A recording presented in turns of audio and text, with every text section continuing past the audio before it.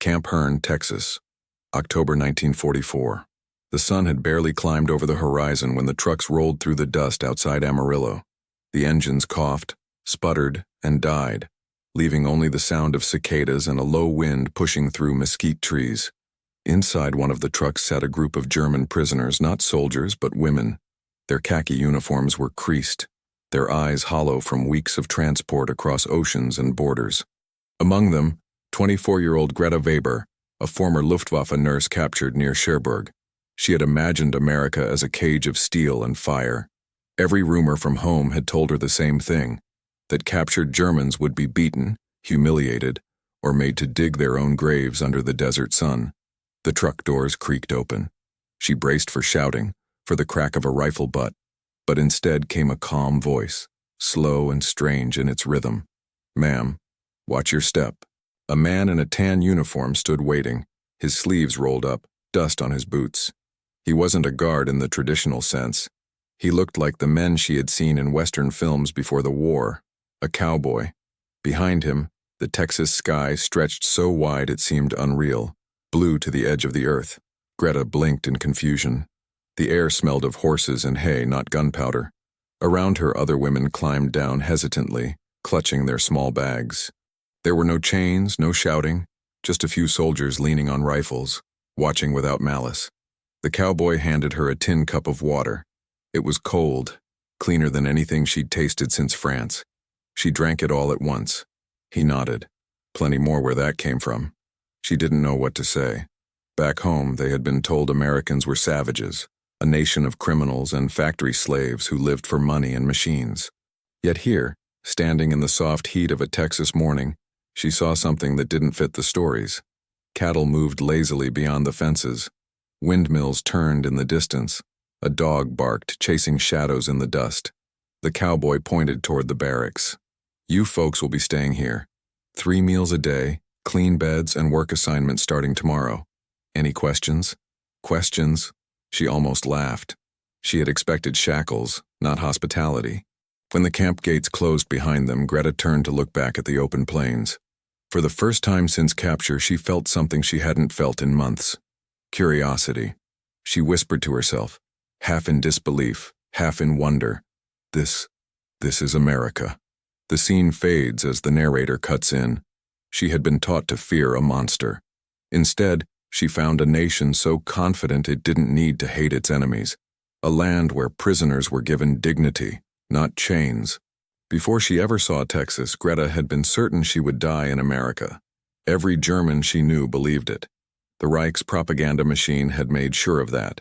Posters plastered across factory walls warned that captured soldiers would be tortured, starved, or used for experiments. Radio broadcasts described America as a land of corruption, a place where degenerate democracy had erased honor and replaced it with greed. For women like Greta, the fear was even sharper. Rumors spread through the Luftwaffe's auxiliary corps that female prisoners were sent to labor camps or used by enemy soldiers. The stories were whispered by officers and printed in pamphlets, each one reinforcing a picture of the United States as a cruel empire disguised by technology. That fear sat with her through the long journey west, through the cargo holds of Liberty ships, through the endless railways that cut across the plains. And yet when the doors opened in Texas, the nightmare didn't come. The guards offered food. They said please and thank you. It was so unnatural she wondered if it was part of some trick. But it wasn't a trick.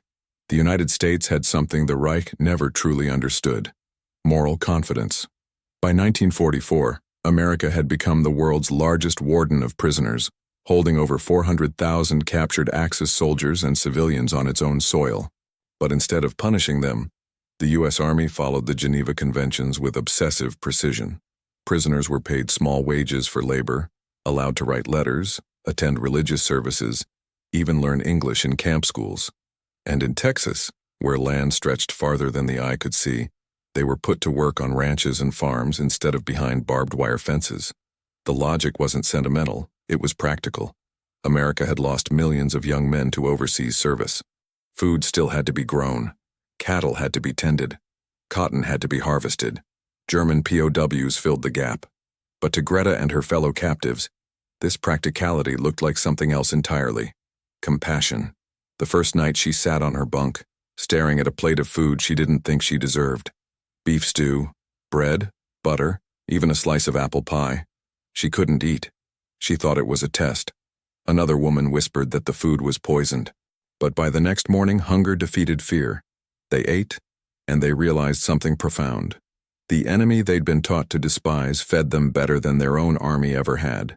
In one of her first letters home, censored before delivery, Greta wrote, "They told us we would be slaves, but here even the guards say good morning. The sky is enormous, and the food tastes of mercy. For German women raised under dictatorship, the greatest shock was not material comfort. It was dignity." America didn't need to humiliate its captives to prove its power. That quiet, unshakable confidence would soon begin to dismantle everything they had believed about the war. By the spring of 1944, America had become the largest prison keeper in modern history. Across the country, more than 400,000 Axis prisoners, Germans, Italians, and Japanese, were being processed, fed, and assigned to labor. Texas alone held more than 70 major camps scattered like islands across the plains, from El Paso to Huntsville. Most were built in a matter of months, identical in layout and function. Rows of wooden barracks, mess halls, workshops, and parade grounds. But what made these camps remarkable wasn't the architecture. It was the philosophy behind them. Unlike the barbed wire brutality of Axis facilities in Europe or Asia, American POW camps were designed not to crush morale, but to control it through order and decency. The logic was coldly efficient. A well-fed, busy prisoner caused fewer problems, required fewer guards, and perhaps most importantly, became a quiet ambassador of American superiority when the war ended. Each camp operated like a self-contained city. They had libraries stocked with donated English and German books, infirmaries with running water and clean linens, and workshops where prisoners repaired clothing and equipment. Even orchestras and theater troupes were organized to keep the prisoners occupied. To the outside world, this seemed absurdly generous, but to U.S. military planners it was psychological warfare of the most subtle kind. When the U.S. War Department began receiving captured German women in 1944, mostly nurses, clerks, and auxiliary personnel from the Luftwaffe, they faced a logistical question no one had anticipated: where to put them. The solution was Texas. With its vast open spaces and agricultural needs, it became a natural location for experimental POW labor programs that could safely include women. Many of these women arrived through Camp Hearn or Camp Swift, sprawling installations surrounded by wheat fields and mesquite. There the rules were simple: obey, work, and you would be treated fairly. Any violation of discipline meant confinement, but for the most part the camps operated on mutual trust. The work assignments soon became as varied as the Texas landscape itself. Some prisoners harvested cotton under the punishing sun. Others sorted produce in warehouses or milked dairy cattle. The women, however, were often assigned to ranch work where they cooked, mended, or tended livestock. For them, this was a world beyond comprehension. American soldiers trusting captured Germans with horses, tools, and freedom of movement. To American ranchers it made sense. There were simply not enough hands left to run the war economy at home. To the German women, it was a revelation. The propaganda that had painted Americans as moral degenerates now collided with a reality of discipline, routine, and unexpected kindness. Even the meals were astonishing. Each prisoner received 200 calories a day, more than many American civilians. Bread, beef, potatoes, vegetables, and even coffee or fruit when available. To German POWs used to ration cards and thin soup, it felt like abundance beyond reason. Everything about the American system ran on logistics. From the trains that delivered food to the trucks that collected laundry, the same industrial might that built tanks and bombers also fed its prisoners. And to Greta Weber, the lesson was unavoidable. Power wasn't just about armies. It was about organization. She wrote in her diary, "Every crate, every meal, every uniform fits into a plan. Nothing is wasted. They build everything like a machine that never sleeps." In time, she would see that machine up close on the ranches, where it merged with something even more bewildering to her: the easy, effortless generosity of ordinary Americans. The morning the trucks arrived, the air smelled of hay and dust. The Texas sun was still low, throwing long golden stripes across the horizon as the guards called the women's names from a clipboard. Greta stood quietly among 24 others, her posture straight, her uniform faded, but neat. None of them knew what awaited beyond the gates, only that they had been selected for a work detail on a nearby cattle ranch. They had imagined the worst: chains, fields of hard labor, endless hours under a whip or barking sergeant. For months, rumors had swirled through the barracks, stories of prisoners sent into the desert and never returning. But when the trucks rattled up to the camp gates, what they saw left them speechless. Instead of armed guards and barking dogs, there were men in wide-brimmed hats and denim shirts leaning casually against pickup trucks. Cowboys, real ones. Their leader, a tall rancher named Frank Callahan, greeted them with a grin and a lazy wave. "Morning, ladies, you all ready to work?" His accent was so thick and cheerful that the interpreter had to repeat his words twice before anyone understood. When they arrived at the Callahan ranch, the shock only deepened.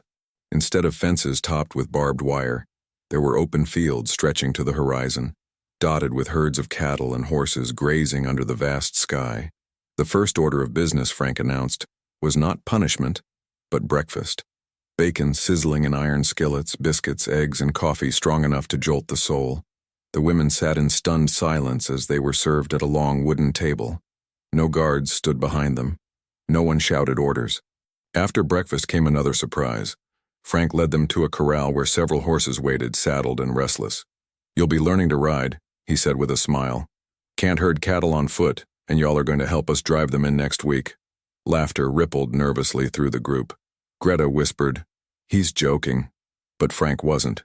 Within minutes, the ranch hands were pairing each woman with a horse, offering gentle instruction in broken German and pantomime. At first it was chaos. Skirts tangled, saddles slipped, and shrieks echoed through the corral as one frightened mare bolted, dragging its rider in circles. The cowboys laughed, not cruelly, but warmly, helping each woman back into the saddle. "Don't fight her," one drawled. "Just feel the rhythm. She'll carry you if you trust her." By noon, the women were covered in dust and sweat, but they were laughing. The fear that had gripped them for months began to melt under the Texas sun. For the first time since capture, they were outside the wire without guards at their backs. When Greta finally learned to guide her horse at a gentle trot, she felt something she hadn't known since the war began. Freedom, not the political kind, but a personal one. A feeling of motion, wind, and possibility. That night, back in the bunkhouse built for workers, she wrote in her journal, "They trust us. It is madness, but also perhaps kindness disguised as madness. They treat us not as enemies but as people. I do not understand this America." Her confusion was shared by everyone in the group. They had grown up in a society that measured strength in domination and obedience. Here, strength looked like calm confidence, patience, and good humor. Even the cowboys' authority felt different. They commanded through example, not shouting. When a horse refused to move, they didn't whip it. They waited, spoke softly, and tried again. It was leadership built on respect, not fear. Greta watched this with quiet astonishment. If this was the nation they had fought against, then everything she had been taught about America was a lie. The transformation came quietly, almost imperceptibly at first. Within days, the German women found themselves treated less like prisoners and more like ranch hands. Their only guards were the wide Texas skies, the rattling wind through the mesquite trees, and the watchful eyes of the cowboys who treated them with a kind of rough courtesy. Instead of iron fences, there were boundaries of trust. Frank Callahan explained it plainly. "You run, you'll die thirsty out there. You stay, you'll eat well and sleep easy. We're not your jailers. We're your neighbors till this war is done." Greta didn't believe him at first. None of them did. But by the end of the first week, the truth became undeniable. The camp trucks came only once a week to deliver supplies, and no one counted heads. The women could have vanished into the plains at any time, but they didn't. Why would they? Here, under the endless sky, they were working, laughing, and even learning. They mended fences, milked cows, and learned to throw hay bales with the same precision they once applied to factory work back home. More than once, the cowboys stood back and watched in quiet admiration. "Tougher than half the boys we've hired," one remarked. "And they don't complain neither." Greta noticed something else too. How differently the Americans seemed to value work. In Germany, labor was duty. Here it was pride. The cowboys joked, sang, and competed in small ways. Who could rope a calf fastest? Who could mend the longest stretch of fence before sundown? Evenings brought another culture shock. Instead of being locked away, the women were invited to sit by the fire, where harmonicas and guitars turned the Texas dusk into something that felt almost sacred. At first they sat apart, weary and uncertain, but the sound of the music worked on them slowly, breaking down the invisible wall between victors and vanquished. One night, when a cowboy began to hum Lili Marleen, the song that every German soldier knew by heart, Greta found herself singing along before she realized it. The fire crackled, voices blended, English and German, harmony and melody, until for a few fleeting minutes there were no enemies, only people bound by the same tune under the same stars. Afterward, Frank leaned back on his saddle and said softly, "War ends sooner when folks realize they were never that different." The next morning, the work resumed, but everything felt lighter. The barriers of fear and suspicion were fading fast. One of the women, Anna, asked if she could learn to use a lasso. The cowboys obliged, teaching her with patience and good humor. Before long, the sight of a German POW twirling a rope over her head drew laughter from both sides. But what truly cemented the change came one afternoon when a storm rolled in fast from the west. The sky turned black, the wind howled, and lightning split the horizon. The cattle panicked, scattering across the fields. Without hesitation, the women ran to help. They mounted horses, shouted, waved, and rode alongside the cowboys through sheets of rain and mud, helping drive terrified cattle back toward the pens. Hours later, drenched and shivering, they returned together, victorious.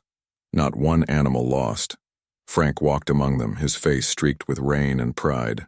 "Guess y'all ain't just city girls after all," he said with a grin.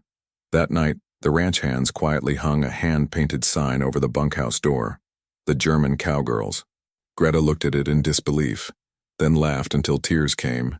Somewhere deep inside, a shift had occurred. The war, the propaganda, the fear, it all seemed far away.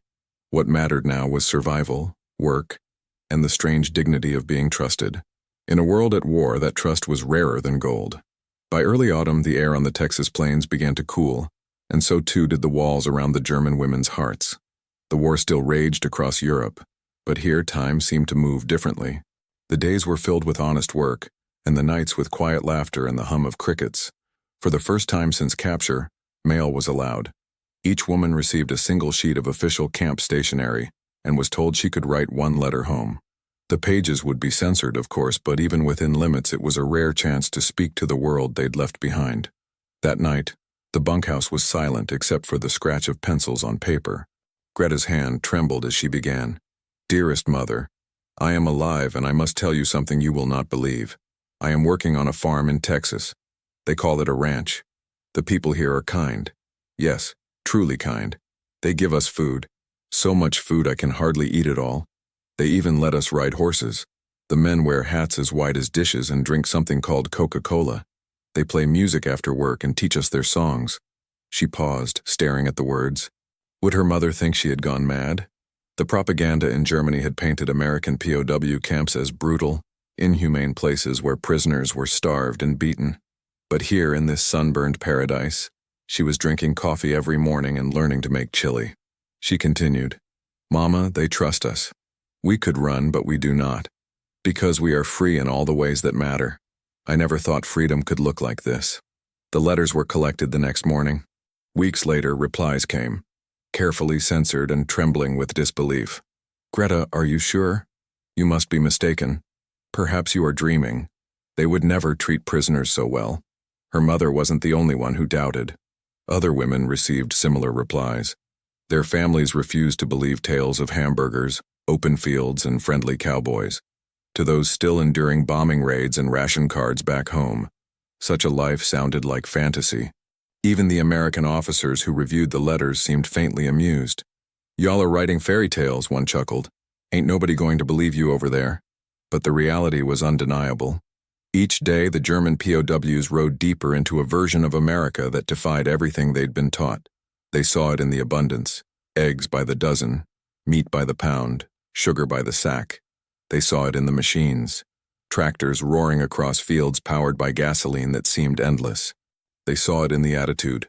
No hierarchy, no bowing, no fear. When Greta asked one cowboy why he treated them so kindly, he shrugged. "Lady, war's over for you when you get here. Ain't no use fighting ghosts." It wasn't forgiveness exactly. It was something more pragmatic.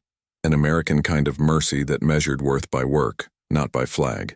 One afternoon, a new group of POWs arrived. Male soldiers from another camp. They watched in disbelief as the women led horses from the barn, laughing and chatting freely with the cowboys. "This cannot be real," one muttered in German. But it was. For the newcomers, the sight of their female comrades riding across open pastures without chains shattered years of conditioning. It was the first proof that captivity under the Americans could be something other than humiliation. And as those men joined the work crews, they too began to soften. The cowboys taught them to mend fences, throw ropes, and eventually to dance. By November, the Callahan Ranch had become something impossible. A small corner of reconciliation in a world still burning. For Greta, it was the beginning of a quiet revelation that humanity could survive even in captivity, that kindness could grow from the ruins of war. She didn't yet know that these lessons would follow her home, reshaping everything she believed about the world. April 1945. The wind across the plains carried the scent of spring grass and rain. Calves had been born, fields were greening again, and rumors were swirling faster than the dust devils that chased each other across the pastures. Germany was collapsing. Berlin surrounded. Hitler dead, some said. Others whispered that it was propaganda. At the Callahan Ranch, the German women worked as usual. They mended saddles, washed clothes, and herded cattle. But the tension in the air was unmistakable. The radio in Frank's kitchen, usually reserved for country music and baseball, now carried nothing but news from Europe. That afternoon, when Frank came out to the barn, his face was solemn. He held his hat in one hand, the other gripping a folded newspaper. "Ladies," he said quietly, "it's over." For a moment no one spoke. The words hung in the air like a thunderclap that hadn't yet broken. "Over? What do you mean?" Greta asked in a whisper. "The war?" Frank nodded. "Germany surrendered." Some women froze. Others dropped the tools they were holding. Anna covered her mouth and began to cry softly. Greta just stared at the ground, her mind blank. For years, everything, every breath, every fear, every loss, had been tied to the war. Now suddenly it was gone. No one cheered. There was no celebration, only stunned silence and the distant lowing of cattle. The women gathered that night by the fire, their faces lit by flickering orange light, unsure whether to feel relief or grief. Frank poured coffee for everyone and said quietly, "It's done now. You all can go home soon." The word home hit harder than any news of surrender. Home. What did that even mean anymore?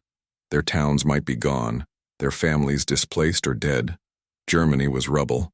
Greta sipped her coffee and watched the sparks drift up into the night. "What will we go back to?" she murmured. Frank didn't answer. He didn't need to. Everyone knew there was no easy answer to that question. In the days that followed, the U.S. Army sent officers to process the prisoners for repatriation. Trucks arrived to transport them back to official camps, where they would await ships bound for Europe. The cowboys stood quietly by as the women packed their few belongings, mostly clothes, letters, and small keepsakes. Frank approached Greta as she was folding her work gloves into a small canvas bag. "Reckon you'll be going home soon?" he said softly. She nodded, her throat tight. "Thank you, Mr. Callahan, for everything." He smiled, eyes squinting under the brim of his hat.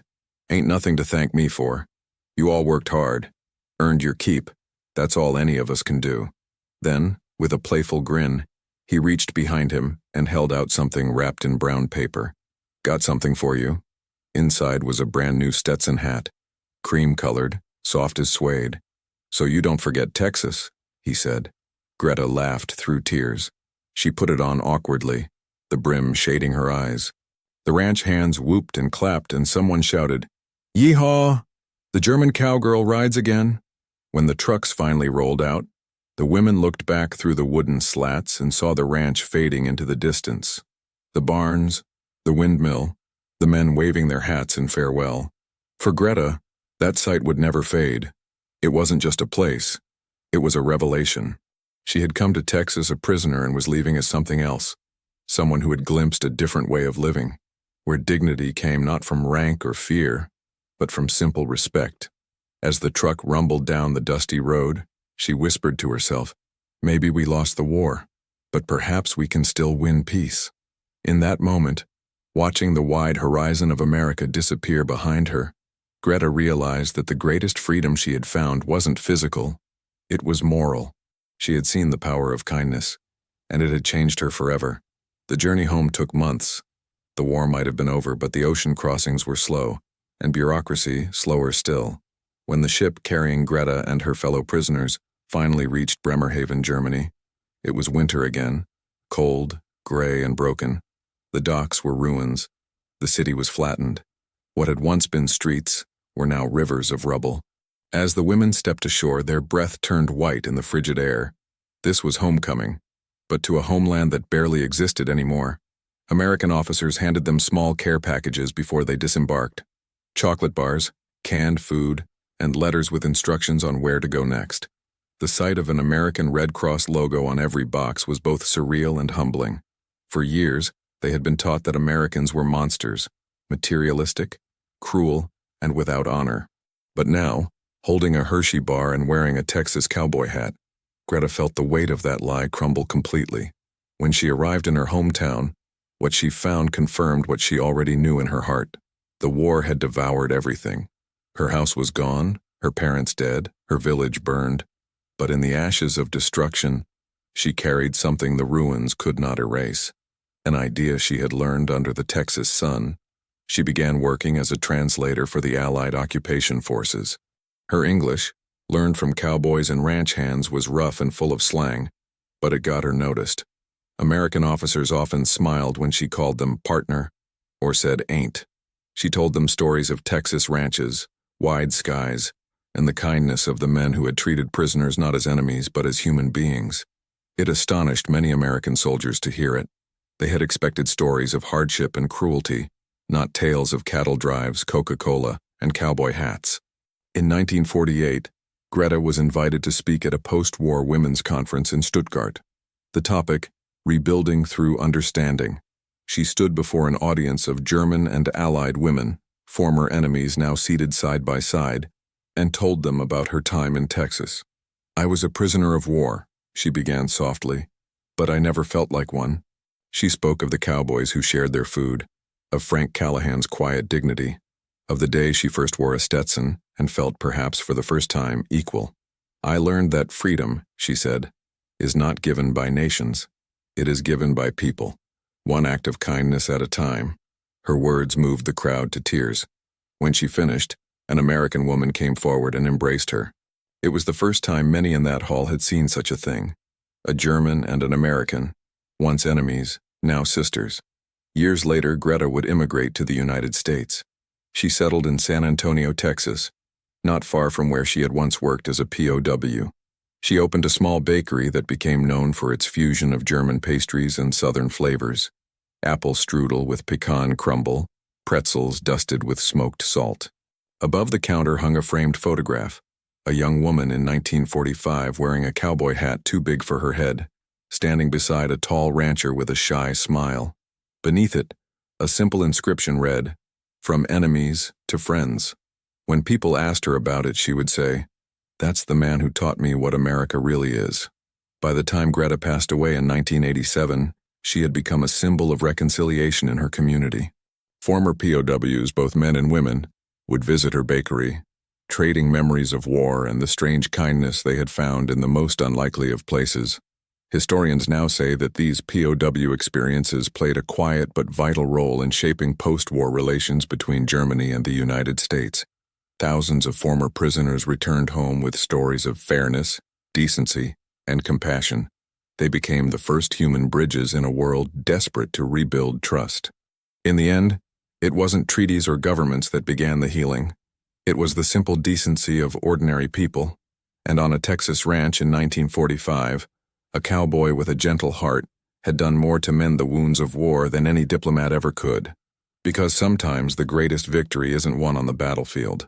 It's earned in the quiet grace of forgiveness. Thank you for watching. If you enjoyed this incredible story of how humanity and kindness transcended the boundaries of war, please give this video a thumbs up and let us know what you thought in the comments below.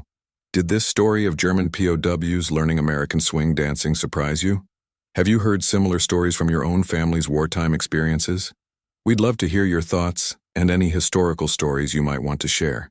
If you're not already subscribed to our channel, please hit that subscribe button and ring the notification bell so you never miss our deep dives into the most fascinating and untold stories from history. Your support helps us continue bringing you these remarkable tales of human resilience and unexpected connections during the world's darkest moments. And if you found this story as moving as we did, please share it with friends and family who appreciate real history told with heart. These stories deserve to be remembered and shared.